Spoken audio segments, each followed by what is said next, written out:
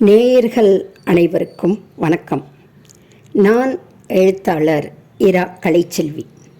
அறிவோம் ஜோதிடம் என்ற இந்த நிகழ்ச்சியில் நாம் சந்திக்க இருப்பது மயிலாடுதுறையைச் சார்ந்த ஜோதிடர் திரிபுர சுந்தரி அவர்களைத்தான்.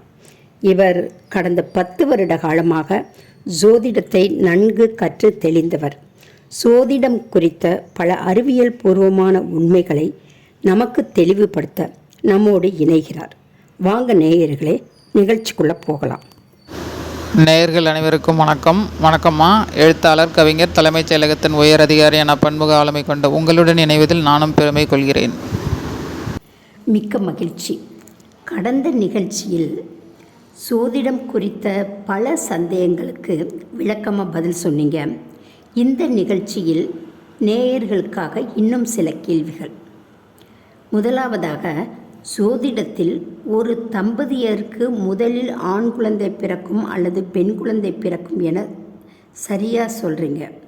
மிக சிலருக்கு திருநங்கைகள் குழந்தைகளாக பிறக்கிறார்கள். அறிவியல் ரீதியாக அதுக்கு சில குரோமோசோம்கள் காரணம் என கூறப்படுகிறது. ஜோதிட ரீதியாக எப்படி திருநங்கைகள் பிறக்கிறார்கள், ஏன் அப்படி நடக்கிறது, அதை பற்றி ஜோதிடத்தில் கணிக்க முடியுமா? அவர்களுக்கும் ஜாதகம் பார்ப்பீர்களா? உங்களின் விளக்கம் என்ன?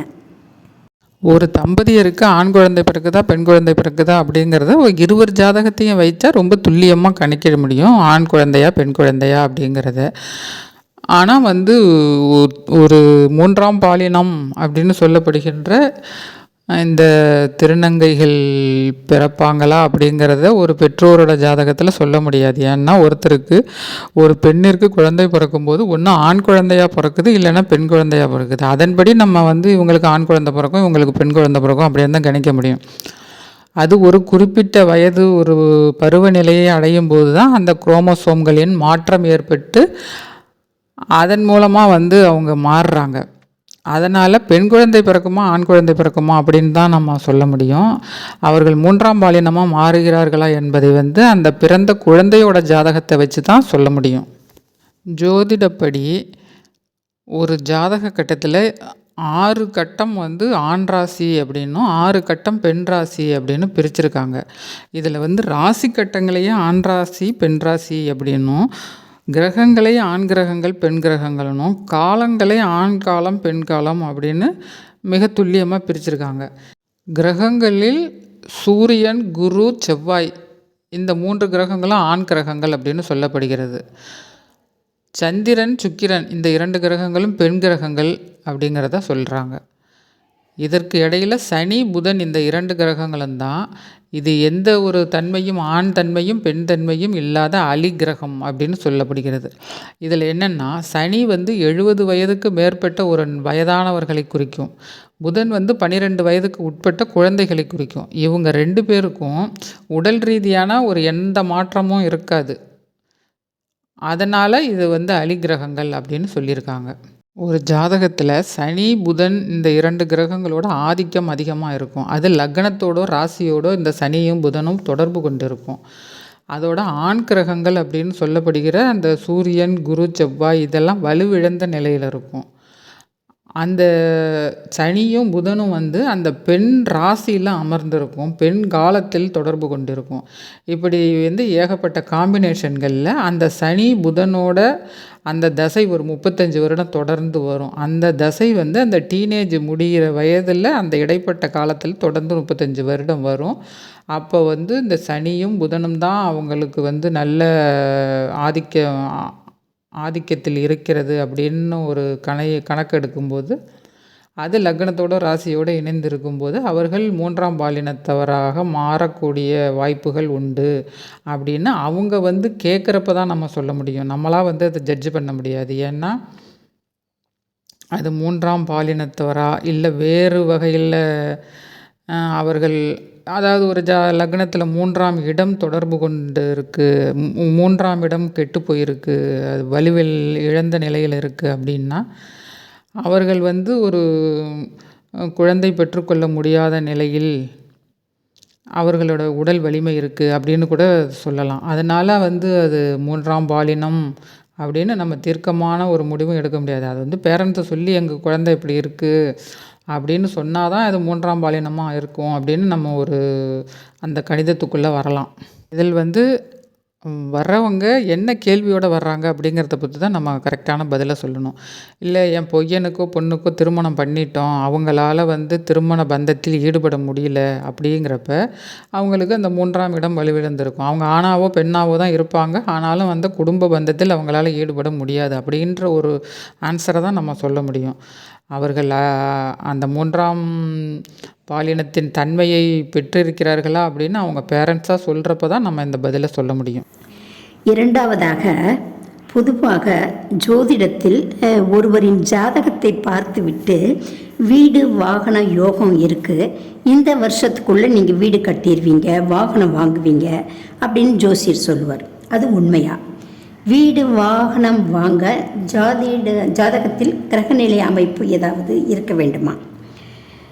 சிலருக்கு ரூபாயெல்லாம் இருக்கும், எதுக்கு வீடு வாங்கணும், எங்கே ஒர்க் பண்ணுறோமோ அங்கே பக்கத்துலேயே வாடகைக்கு வீடு பார்த்துக்கலாம் அப்படின்னு நினச்சி தள்ளி போட்டுகிட்டே இருப்பாங்க. சிலருக்கு எல்லா பண வசதி இருந்தாலுமே கூட வாகனம்னா வாங்க மாட்டாங்க. அதுக்கு ஏதாவது காரணம் உண்டா?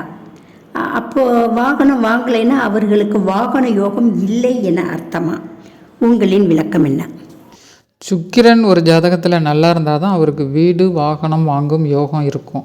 அதாவது அது வேறு மாதிரி யாரால் இருக்கிறது அப்படிங்கிறதெல்லாம் அந்த கணிதத்தில் வராது. யார் வேணால் வாங்கியிருந்திருக்கலாம், அவங்க அம்மா அப்பா வாங்கியிருந்திருக்கலாம், அவங்க தாத்தா வாங்கியிருந்திருக்கலாம், யாரோ ஒருவர் வாங்கி இல்லை வந்து ஒரு திருமணத்தின் போது அதை பரிசாக வழங்கியிருக்கலாம். ஆனால் அவங்க அனுபவிக்கணும். அந்த புது காரையோ புது வீட்டையோ ஒருத்தர் அனுபவிக்கிறாரு அப்படின்னா அவருக்கு சுக்கிரன் அப்படிங்கிற ஒரு கிரகம் நல்ல நிலையில் இருக்கும். அவங்களுக்கு தான் அந்த வீடு வாகனம் கிடைக்குது அப்படிங்கிறத ஒரு ஜோதிட ரீதியாக நம்ம சொல்ல முடியும்.